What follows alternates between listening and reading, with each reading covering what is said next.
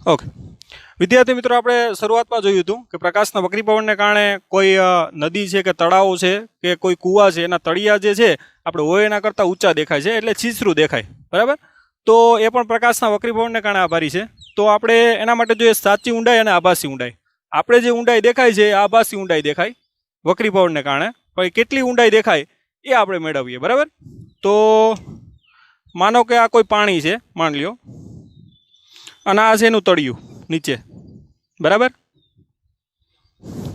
આ છે કોઈ પાણી બરાબર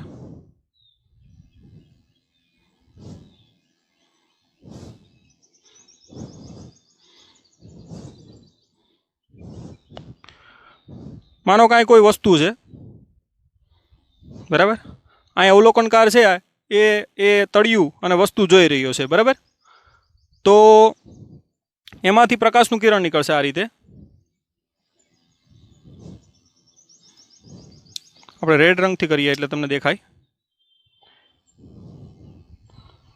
વસ્તુમાંથી જ પ્રકાશ નીકળે હવે વિદ્યાર્થી મિત્રો આ ક્યાંથી કેમાં જાય તો ઘટ માધ્યમમાંથી કેમાં જાય પાતળા માધ્યમમાં એટલે જવાનું હતું આમ જો માધ્યમ ન હોત તો પણ હવે અહીં હવા છે એટલે ઘટ માધ્યમમાંથી કેમાં જાય પાતળામાં તો કેવી રીતે જાય લંબથી કેવું જાય દૂર તો આ લંબ છે આમ જવાનું હતું પણ એનાથી દૂર જાય એ કે કિરણ કેમ તરફ જાય તો કે ઘટ માધ્યમમાંથી ક્યાં ગયું પાતળા માધ્યમમાં એટલે સપોઝ અવલોકનકાર અહીંયા આ રીતે જોઈ રહ્યો છે હવે આપણે ખબર છે કે હંમેશા આપણે જે દેખાય એ સીધી રેખામાં જ દેખાય બરાબર તો આપણી જે દ્રષ્ટિ છે હંમેશા સીધું જ જોઈ શકે બરાબર આવી રીતે દ્રષ્ટિ જોઈ ન શકે એટલે અહીં રહેલી વસ્તુ તમને અહીંયા દેખાશે ઇનશોર્ટ આખું તળિયું પણ તમને એટલું ઉપર આવેલું દેખાશે આખું તળિયું પણ તમને અહીંયા આવેલું દેખાશે અને વસ્તુ પણ તમને અહીંયા વસ્તુ ખાલી ઉપર ના આવે આખું તળિયું ઉપર આવે બરાબર તો અહીંયા રહેલી વસ્તુ તમને અહીંયા દેખાય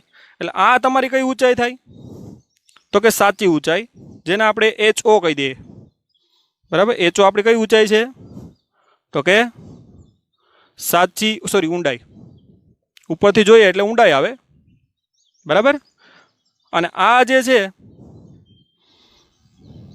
એને કહી દો HI જેને આપણે શું કહી દઈએ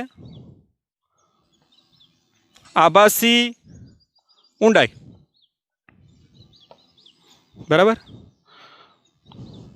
તો સીધી રેખા દોર દઈએ એટલે આપણે ખ્યાલ આવે હવે આપણે એનું સૂત્ર મેળવીએ બરાબર કે માનો કે આનો વક્રીભવનાંક N2 છે આ માધ્યમનો વક્રીભવનાંક N1 છે બરાબર માનો કે આ આપાત કોણ I છે અને વક્રીભૂત કોણ R છે બરાબર તો આપણે સ્નેલનો નિયમ લઈ લઈએ સ્નેલનો નિયમ આપણે ખબર છે કે N2 sin I બરાબર N2 sin I બરાબર શું થાય તો કે N1 sin R આ બરાબર આનો વક્ર N1 sin R સ્નેલના નિયમ અનુસાર લખશું આપણે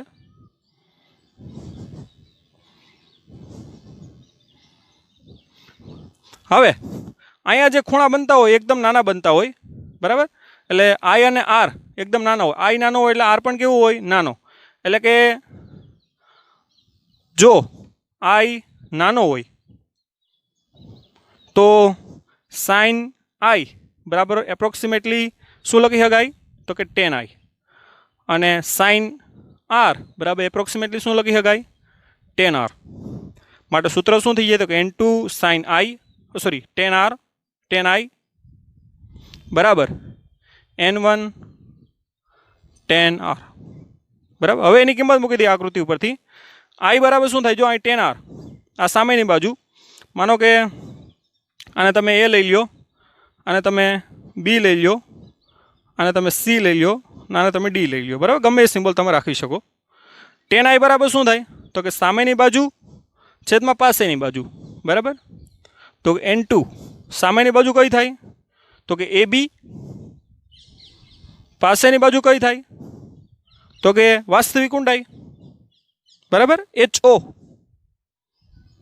વિદ્યાર્થી મિત્રો 10I બરાબર સામેની બાજુ છેદમાં પાસેની બાજુ AB પાસેની બાજુ HO બરાબર N1 10R હવે R અહીંયા છે વિદ્યાર્થી મિત્રો હવે જે આટલો ખૂણો થાય એટલો જ આ થાય, કારણ કે સામસામેના ખૂણા કેવા થાય? સરખા. આર હોય તો આ પણ આર થાય, બરાબર. જો અહીંયા આ બંને ખૂણા સામસામેના છે, આ એટલે આર હોય તો આ પણ આર. હવે આનો અંતઃકોણ આ છે, બરાબર. એટલે આર હોય તો આ પણ કેટલો થાય? આર. કે આ કેવા છે? અંતઃકોણ. જો આ અને આ લાઈન સમાંતર છે, એટલે આ ના કેવા બને? અંતઃકોણ. એટલે આર થાય તો આ પણ કેટલો થાય? આર. હવે એના માટે ટેન આર લખવાનું, બરાબર. શું થાય? સામેની બાજુ ડીસી બરાબર કેટલું થાય? AB, બરાબર. એટલે કે ડીસી પહેલાં લખીએ આપણે, ના છેદમાં શું થાય? પાસેની બાજુ આઈ, HI, બરાબર. ડીસી અને AB ઉડી જાય, કારણ લખજો કે ડીસી બરાબર શું છે? AB. માટે એને બેને શું કરી શકો? આપણે ઉડાડી શકો. માટે N2 ના છેદમાં HO બરાબર શું થાય? N1 ના છેદમાં HI, બરાબર. એટલે HI નું સૂત્ર આ રીતે, HI ના છેદમાં HO, જે આપણે આભાસી ઊંડાઈ મેળવવી હોય, HI ના છેદમાં HO, HI અહીંયા આવી જાય, એટલે કે N1 ના છેદમાં શું આવશે? N2. આવી રીતે આને યાદ પણ રાખી શકાય કે N પાતળું ના છેદમાં શું આવશે? N ઘટ, બરાબર. તો જ્યારે આપણે અવલોકનકાર પાતળા માધ્યમમાંથી કેમાં જોતો હોય? ઘટ માધ્યમમાં, ત્યારે HI/HO કે આભાસી ઊંડાઈના છેદમાં વાસ્તવિક ઊંડાઈ બરાબર શું આવશે? N પાતળુંના છેદમાં N ઘટ. તો આ રીતે વિદ્યાર્થી મિત્રો તમે જોઈ શકો કે N2 મોટું હોય એટલે HI કેવો આવશે? નાનો, બરાબર. તો આ રીતે તળિયું જે એ ઉપર આવેલું જણાય, બરાબર. તો આ રીતે પછી હવે નેક્સ્ટ આપણે ટોપિકમાં, બરાબર, પાણીમાંથી આપણે ક્યાં જોવાના? તો કે ઉપર જોવાના. આમાં જો પાતળા માધ્યમમાંથી ક્યાં જોઈએ આપણે? ઘટ માધ્યમમાં, બરાબર. ત્યારે જોજો HI/HO નો ગુણોત્તર શું આવે? જે માધ્યમમાંથી જોઈએ એ માધ્યમ ઉપર આવે, જે માધ્યમમાં આપણે અંદર જોવાના એ ક્યાં આવે? નીચે આવે, બરાબર. તો જે માધ્યમમાંથી જોતા હોય એ આ ઉપર આવશે. આપણે ક્યાં માધ્યમમાંથી જોઈએ? અહીંયા તો કે પાતળા માધ્યમમાંથી. તો પાતળું ક્યાં આવશે? ઉપર આવશે. આ બાજુ ગુણોત્તર સેમ HI/H જ લખવાનું આપણે, આ બાજુ આપણે ફેરફાર કરવાનું થશે, બરાબર. તો એ હવે આપણે નેક્સ્ટ ટોપિક જોઈએ, સાચી ઊંચાઈ અને સાચી આભાસી ઊંચાઈ, બરાબર. તો એના માટે કોઈ સાબિતી નહીં, પણ આપણે સૂત્ર જ એનું જોશું, બરાબર. ઓકે, તો આપણે આને રફ કરી નાખીએ.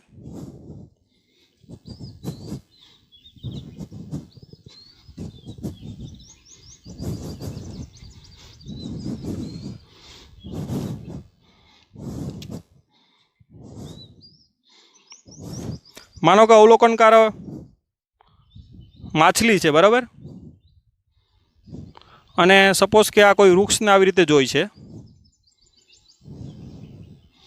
માનો કે આ કોઈ વૃક્ષ છે, તો એ વૃક્ષ એને કેવડું દેખાશે? બરાબર. એટલે હવે આપણે નીચેથી ઉપર જોઈએ આપણે તો હંમેશા શું કહીએ આપણે? ઊંચાઈ.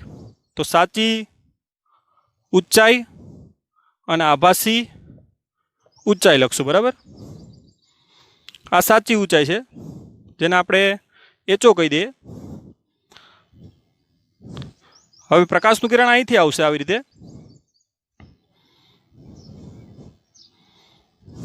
આ થશે તમારું વસ્તુમાંથી હંમેશા પ્રકાશનું કિરણ આવે, બરાબર.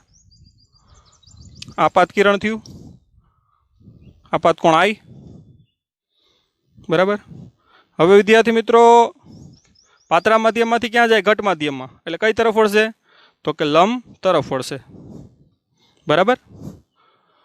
પાતળા માધ્યમમાંથી ઘટ માધ્યમમાં જાય ત્યારે કિરણ કઈ તરફ વળે? લંબ તરફ વળે. મૂળ દિશામાંથી લંબ તરફ વળશે, બરાબર. હવે આ માછલી છે તો સીધી રેખામાં જોઈ શકે, એટલે માછલીને જે વૃક્ષ દેવાનું છે, દેખાવાનું છે ઊંચાઈ, એ આટલી દેખાવાની છે. એટલે આ જે ઊંચાઈ છે તમારી, એ કઈ ઊંચાઈ થાય? તો કે આભાસી ઊંચાઈ, બરાબર. તો આપણે જો ઘટ માધ્યમમાંથી જોઈએ તો જે ઊંચાઈ દેખાશે એના કરતાં એ વધારે દેખાશે, બરાબર. તો આભાસી ઊંચાઈ વધારે છે, બરાબર. આનું સૂત્ર આપણે સેમ આ રીતે લઈ શકીએ કે HI/HO બરાબર ક્યાંથી આપણે જોઈએ? તો કે ઘટ માધ્યમમાંથી. તો ઉપર N2 લખવાનું, છેદમાં શું લખવાનું? N1. આપણે આગળ કીધું એમ જ, જેમાંથી આપણે જોતા હોય એ ઉપર આવશે અને બીજું જે છે એ નીચે આવશે, બરાબર. આપણે કેમાંથી જોઈએ છે? ઘટ માધ્યમમાંથી.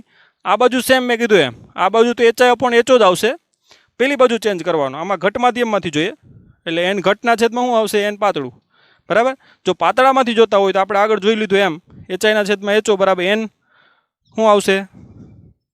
પાતળુંના છેદમાં એન ઘટ. આ ક્યારે? તો કે પાતળા માધ્યમમાંથી ઘટમાં જોતા હોય તો એન પાતળાના છેદમાં એન ઘટ, અને ઘટમાંથી પાતળામાં જોતા હોય તો એન ઘટના છેદમાં એન પાતળું. આ બાજુનો આ સેમ આવશે. બરાબર. તો આ રીતે બંને વસ્તુ સમજી શકાય. બરાબર. સાચી ઊંચાઈ અને સાચી આભાસી ઊંચાઈ. બરાબર. અને આગળનો ટોપિક જોયો એ સાચી ઊંડાઈ અને આભાસી ઊંડાઈ. આ સૂત્ર પણ નીટ અને જેડબલઈમાં ઘણી રીતે પૂછાતું હોય છે અને એ રીતે ઉપયોગી છે આપણા માટે. ઓકે, હવે આપણે વક્રીભાવને લગતી બીજી ઘટનાઓ જોઈએ. બરાબર. હવે આપણે ખબર છે કે મેં તમને વાત કરી હતી કે સૂર્ય જે છે એ વક્રીભાવનના કારણે 2 મિનિટ વહેલો દેખાય છે અને 2 મિનિટ મોડો આથમે છે. બરાબર. તો દિવસમાં 4 મિનિટનો સમયગાળો જે વધે છે આપણો એ વક્રીભાવનના કારણે વધે. કેવી રીતે? જો આ આપણી માનો કે પૃથ્વી છે. બરાબર. હવે પૃથ્વીમાં જેમ જેમ આપણે ઉપર જઈએ તેમ ખબર છે કે વાતાવરણની ઘનતા છે એ ઘટતી જાય. બરાબર. કેમ કે હવા છે એ પાતળી ને પાતળી બનતી જાય ગુરુત્વાકર્ષણને કારણે. બરાબર. વધારે બળ લાગવાથી નીચે ઘનતા વધારે હોય હવા, અને જેમ જેમ આપણે દૂર જશું એમ ઘનતા એની ઘટતી જશે. બરાબર. આવી રીતે. તો આ પાતળું માધ્યમ છે અને આ ઘટ માધ્યમ છે. બરાબર. માનો કે અહીંયા તમે અવલોકનકાર છો, સૂર્ય આવી રીતે અહીંયા ઉગે છે.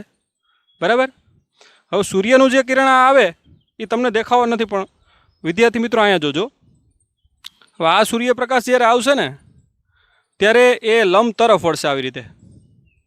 બરાબર. કેમ કે એ ઘટ માધ્યમમાંથી કેમાં જાય? તો કે પાતળા માધ્યમમાં. તો દરેક વખતે એ કઈ તરફ વળશે? લંબ તરફ વળશે.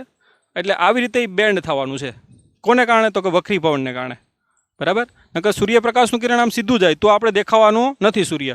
પણ હવે જે અવલોકનકાર છે એ તો આવી રીતે સીધી રેખામાં જ જોશે. બરાબર. અવલોકનકાર છે એ આવી રીતે સીધી રેખામાં જ જોશે. એટલે સૂર્યનું આયા જે સ્થાન છે એ અહીંયા સ્થાન હોય એવું લાગશે. બરાબર. એટલે આવી રીતે જે આ જે સમયગાળો છે એ 2 મિનિટનો હોય. આવું જ્યારે સૂર્ય આથમે ત્યારે પણ આ રીતનું જ બને. એટલે વક્રીભાવનના કારણે જે છે એ સૂર્ય 2 મિનિટ વહેલો ઉગતો દેખાય અને 2 મિનિટ મોડો આથમતો દેખાય. બરાબર. તો આ ઘટના છે આપણે 2 ઘટના જોઈ વિદ્યાર્થી મિત્રો. એક તો ઊંડાઈવાળું. બરાબર. કે તળિયા જે છે પાણી ભરેલી સપાટીનું તળિયું જે છે એ શિફ્ટ થાય, અને બીજી ઘટના કે આવી રીતે સૂર્ય જે છે 2 મિનિટ મોડો વહેલો ઉગે છે અને 2 મિનિટ મોડો આથમે છે. બરાબર. તો હવે ત્રીજી ઘટના આપણે જોઈએ જેમાં પ્રકાશનું વક્રીભવન પણ થાય છે અને પૂર્ણાંતરિક પરાવર્તન પણ થાય છે, જેને આપણે પૂર્ણાંતરિક પરાવર્તનના ટોપિક તરીકે જાણીએ છીએ. બરાબર. તો હવે જે નેક્સ્ટ ટોપિક છે એ ખૂબ જ આઈએમપી છે, પૂર્ણાંતરિક પરાવર્તન. બરાબર. આમાં બંને ઘટના થશે, વક્રીભવન પણ થશે અને પરાવર્તન થશે. બરાબર. હવે પૂર્ણાંતરિક પરાવર્તનની જે ઘટના છે ને વિદ્યાર્થી મિત્રો, હંમેશા ઘટ માધ્યમથી પાતળા માધ્યમમાં જ થશે. એટલે પ્રકાશીય ઉદ્ગમ છે એ ઘટ માધ્યમમાં હોય અને બહાર કેવું માધ્યમ હોવું છે? પાતળું માધ્યમ હોવું જોઈએ. બરાબર. કેવી રીતે? જો માનો કે આ કોઈ પાણી ભરેલી સપાટી છે. માનો કે આમાં પાણી ભર્યું છે. એકદમ સિમ્પલ રીતે આપણે સમજીએ.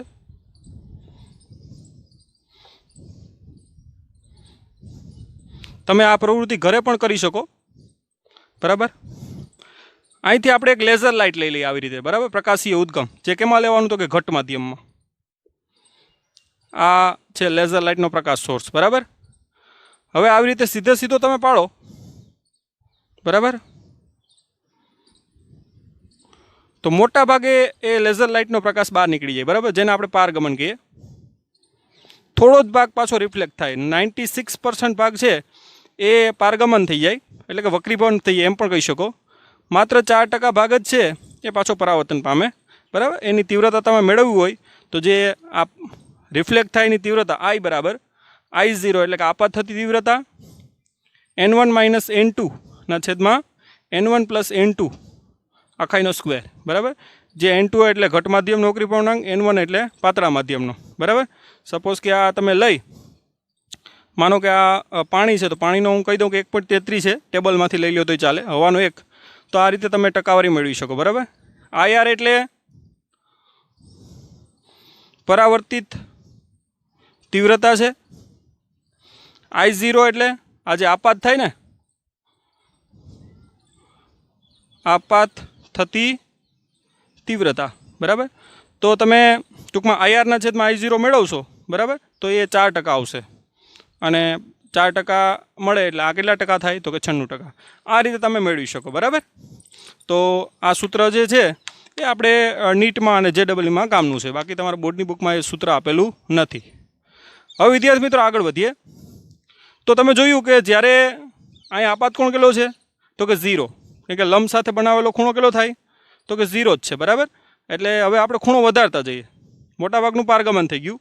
હવે સપોઝ કે હું ખૂણો વધારું, આ માનો કે O છે, આ O1 ખૂણો મેં સપોઝ કે મેં I કર્યો, બરાબર. તો આપણે જોશું કે અમુક ભાગ છે, આ O1 કહી દઉં આપણે. હવે જવાનું હતું આમ, ઘટ માધ્યમમાંથી કેમાં જાય? પાતળા માધ્યમમાં. એટલે લંબથી કેવું જશે? દૂર જશે. જવાનું હતું આમ, લંબથી કેવું જશે? દૂર જશે. કેમ કે ઘટ માધ્યમમાંથી કેમાં જાય? પાતળા માધ્યમમાં. એટલે અમુક ભાગનું આવી રીતે શું થાય? આંશિક એટલે થોડું પારગમન થશે, અને આંશિક આવી રીતે પરાવર્તન થશે. જે આપાત પ્રકાશ આવ્યો, લેઝર લાઇટ તમારે આવી રીતે આમ ફેરવવાની, તો આ લેઝર લાઇટમાંથી અમુક ભાગનું શું થાય? આવી રીતે આંતરિક પરાવર્તન થાય, અને અમુક ભાગનું શું થાય? આવી રીતે પારગમન, બરાબર. હજી તમે ખૂણો વધારો, I' કહી દઈએ આપણે. તો આ ખૂણે માનો કે આ કિરણ છે, જો આવી રીતે આમ આવતું જાય, બરાબર. જેમ તમે આ ખૂણો વધારતા જાઓ એમ આ ખૂણો પણ તમારો શું થતો જશે? વધતો જશે. માનો કે આ ખૂણો એક એવો આવી ગયો કે હજી આવી રીતે માનો કે નીચે આવી ગયું. આ તમારો વક્રીભૂત કોણ, આ તમારો પરાવર્તન કોણ, બરાબર. આપાત કોણ પરાવર્તન કોણ કેવો હોય? એમાં સમાન જ હોય, બરાબર. એટલે આંશિક ભાગનું શું થયું? આવી રીતે અહીં પારગમન થયું. આંશિક ભાગનું શું થયું? તો કે અહીંયા આંતરિક પરાવર્તન, કેમ કે અંધાવર પરાવર્તન થાય એટલે આંતરિક પરાવર્તન આને આપણે કહેશું. હવે એક વિદ્યાર્થી મિત્રો એક ખૂણો એવો આવશે અહીંયા, બરાબર. આ ખૂણાને આપણે ક્રાંતિક કોણ કહેશું. એ ખૂણામાં એવું થશે કે જે આ વક્રીભૂત કિરણ જે તમારું છે અથવા પારગમન કિરણ છે એ સપાટીને સમાંતર થઈ જશે. એટલે કે વક્રીભૂત કોણ કેટલો થઈ જશે તમારો? 90. જો અહીંયા જો વિદ્યાર્થી મિત્રો, આ જે વક્રીભૂત કોણ છે એ વધતો જાય છે, જો, બરાબર. એટલે એક આપાત કોણ અહીંયા એક એવો આવશે જ્યારે વક્રીભૂત કોણ તમારો કેવો થઈ જાય? 90. તો આ જે આપાત કોણ છે એને આપણે ક્રાંતિ કોણ કહેશું. શું કહેશું વિદ્યાર્થી મિત્રો? ક્રાંતિ કોણ.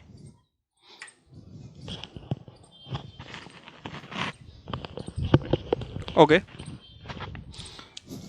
તો ક્રાંતિ કોણ એટલે શું? તો કે આપાત કોણના જે મૂલ્ય માટે વક્રીભૂત કોણ કેટલો થઈ જાય? 90નો.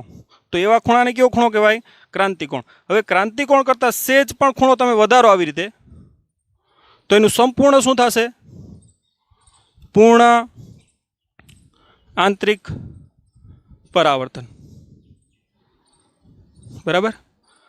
આ જે આપાત કોણ છે આપણો, માની લો કે I', એ IC કરતાં કેવો છે? મોટો, બરાબર. IC એટલે ક્રાંતિક કોણ, બરાબર. ક્રાંતિક કોણ કરતાં સેજ પણ ખૂણો જો વધી જાય ને તો એનું અંદરના અંદર સંપૂર્ણ પરાવર્તન થાય, કોઈ પણ એનું પારગમન થશે નહીં, બરાબર. એટલે અંદર, કેમ કે એના માટે આ સપાટી છે એક પ્રકારના અરીસાની જેમ વર્તે, બરાબર. અરીસો નથી પણ એ ખૂણા માટે એ સપાટી કેના તરીકે વર્તે? અરીસાની જેમ. એટલે સંપૂર્ણ એનું શું કરી નાખે? પૂર્ણ આંતરિક પરાવર્તન, બરાબર. તો આ ઘટનાને જ આપણે શું કહીએ? પૂર્ણ આંતરિક. મેં તમને કીધું એમ, બરાબર, કે પૂર્ણ આંતરિક પરાવર્તનની જે ઘટના છે હંમેશા ઘટ માધ્યમમાંથી પાતળા, એટલે પ્રકાશ તો જે સોર્સ છે એ તમારો ઘટ માધ્યમમાં હોવો જોઈએ, અને એની બહાર જે માધ્યમ છે એ કેવું હોવું જોઈએ? તો કે પાતળું માધ્યમ હોવું જોઈએ, બરાબર. અહીંયા આ બાજુ પાણી છે અને આ બાજુ હવા છે, બરાબર. એટલે હંમેશા પૂર્ણ આંતરિક પરાવર્તનની ઘટના જે છે યાદ રાખજો, ઘટ માધ્યમમાંથી જ કેમાં થાય? પાતળા માધ્યમમાં. તો પૂર્ણ આંતરિક પરાવર્તન એટલે શું? તો કે એના માટે શું સમજ્યા? તો કે એક ઘટ માધ્યમ લીધું આપણે, એમાં એક પ્રકાશનો સોર્સ લેઝર લાઇટ તમે લઈ શકો, બરાબર. આપાત કોણ અહીંયા 0 રાખ્યો, મોટાભાગનું પારગમન થઈ જાય. એટલે આપાત કોણ વધારતો ગયો, લેઝર લાઇટને આમ રાખો, બરાબર. એટલે અમુક ભાગનું આવી રીતે શું થયું? આંતરિક પરાવર્તન. અમુક ભાગ નીકળી ગયો જેને પારગમન અથવા તો વક્રીભૂત કિરણ પણ કહી શકો આને, બરાબર. હવે લંબથી એ દૂર જ જાય છે, જેમ તમે આ ખૂણો વધારશો એમ આ ખૂણો પણ વધશે. એટલે આવી રીતે એ સપાટી તરફ આવે, જો, બરાબર. એટલે એક ખૂણો એક એવો આવી ગયો આપાત કોણ બરાબર, જેને આપણે ક્રાંતિક કોણ કહીએ, ત્યારે વક્રીભૂત કિરણ કેવું થઈ ગયું તો કે સપાટીને સમાંતર. એટલે સપાટી છે ને વિદ્યાર્થી મિત્રો, આ ખૂણે સપાટી છે એકદમ ઝળહળતી થઈ જાય. બરાબર, એ સપાટી ઉપર તમે એક પ્રકારની ચમક એક્સ્ટ્રા આવી જાય. બરાબર, જે તમે અમુક હોટેલોમાં અથવા તો અમુક સ્થળોએ તમે જોયું હશે કે એની સપાટી પાણીની છે એ એકદમ ચમકતી હોય. બરાબર, જે ટૂંકમાં ક્રાંતિકોણ એવું કરી શકો. બરાબર, અને ક્રાંતિકોણ કરતાં સેજ પણ ખૂણો વધારો તો અંદરના અંદર સંપૂર્ણ પ્રકાશનું પરાવર્તન થાય અને આખી જે સપાટી છે આ ઝળહળતી દેખાય તમને. અહીં કોઈ પ્રકાશ દેખાશે નહીં, કંઈક અહીંથી કોઈ પ્રકારનું પારગમન ન થાય. હવે આ ક્રાંતિકોણનું સૂત્ર આપણે મેળવીએ. બરાબર, તો એના માટે આપણે સ્નેલનો નિયમ લઈ લઈએ. ક્રાંતિકોણ માટે શું લઈ લઈએ? સ્નેલનો નિયમ.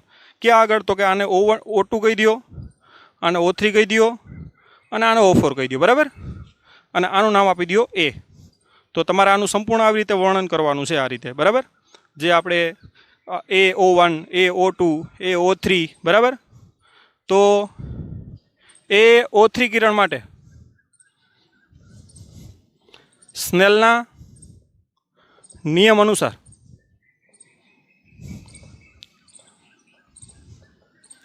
બરાબર શું થશે? જો N2, કેમ કે આ માધ્યમ N2 છે, આ માધ્યમ કયું છે? N1. N2 sin IC, N2 sin IC બરાબર N1 sin કેટલું છે અહીંયા? વક્રીભૂત કોણ કેટલું છે? 90. બરાબર, ડાયરેક્ટ લખી શકો sin 90. એટલે N2 sin IC બરાબર N1 sin 90 બરાબર કેટલા થાય? તો કે 1. માટે sin IC બરાબર શું થાય? તો કે N1/N2. આવી રીતે બરાબર N1 N2 ખબર હોય. બરાબર, અહીં હવા છે, હવાનો એક હોય એટલે મૂકી શકો, અથવા તો હવાની જગ્યાએ સપોઝ કે અહીંયા કોઈ બીજું માધ્યમ હોય તો એનો વક્રીપૂર્ણાંક મૂકવાનો થાય. એટલે sin IC બરાબર શું થાય? તો કે ધ્યાન રાખવાનું, ઉપર કયું માધ્યમ? તો કે પાતળું માધ્યમ. નીચે કયું માધ્યમ? તો કે ઘટ માધ્યમ. sin IC બરાબર શું થાય? તો કે પેલા ઉપર હોય પાતળું માધ્યમ હોય, નીચે હોય શું હોય? ઘટ માધ્યમ. આવી રીતે IC બધાનો અલગ અલગ રીતે મેળવી શકાય. બરાબર, તો એ ખૂણો ડાયરેક્ટ આપણે મળી જાય તો એ ખૂણા કરતાં સેજ પણ ખૂણો વધારે આપણે રાખીએ તો એનું સંપૂર્ણ શું થશે? પૂર્ણ આંતરિક પરાવર્તન. દાખલા કે હું કહી દઉં કે આ કોઈ ગ્લાસ છે. બરાબર, તો ગ્લાસ માટે હું કહી દઉં ઉપર હવા છે. બરાબર, ગ્લાસ માટે જે આનો N2 કહી દઉં, આનો N1 કહી દઉં, તો ગ્લાસ માટેનો જે N2 છે એ સપોઝ કે 1.5 છે. તો એનો ક્રાંતિક કોણ આપણે મેળવવો હોય તો શું થાય? તો કે sin IC બરાબર શું થાય? N1 પાતળુંના છેદમાં ઘટ, એટલે કે 1/1.5. અને એ રીતે તમે જો ટેબલનો ઉપયોગ કરીને IC મેળવશો તો એ આવશે 42 એરાઉન્ડ. એટલે કે એનો ક્રાંતિકોણ કેટલો છે? 42. એટલે 42 કરતાં જો સપાસ શેષ કે ખૂણો વધારો, તમે માનો કે આ પ્રકાશનું ઉદ્ગમ છે, આ ખૂણો સપોઝ કે માનો કે 30 થયો તો એનું પૂર્ણ આંતરિક પરાવર્તન નહીં થાય. અમુક ભાગ બહાર નીકળશે, અમુક ભાગ આંતરિક થશે, પણ આંતરિક પરાવર્તન. બરાબર, પણ એનો ખૂણો સેજ 42થી સેજ પણ વધી ગયો, સપોઝ કે 42.5 થઈ ગયો તો પણ એનું સંપૂર્ણ શું થશે? પૂર્ણ આંતરિક પરાવર્તન થશે. બરાબર, એટલે આવી રીતે ક્રાંતિકોણ મેળવી અને ક્રાંતિકોણ કરતાં સેજ પણ ખૂણે તમે કિરણ આપાત કરો તો એનું અંદરના અંદર સંપૂર્ણ શું થશે? પૂર્ણ આંતરિક પરાવર્તન. બરાબર, તો આ રીતે વ્યવસ્થિત તમે આકૃતિ દોરો. સૌપ્રથમ આકૃતિનું આવી રીતે તમે વર્ણન કરતા જાઓ. બરાબર, અને પછી ક્રાંતિકોણનું સૂત્ર મેળવો. બરાબર, તો આ ટોપિકમાં આટલું તમે લખી શકો આરામથી.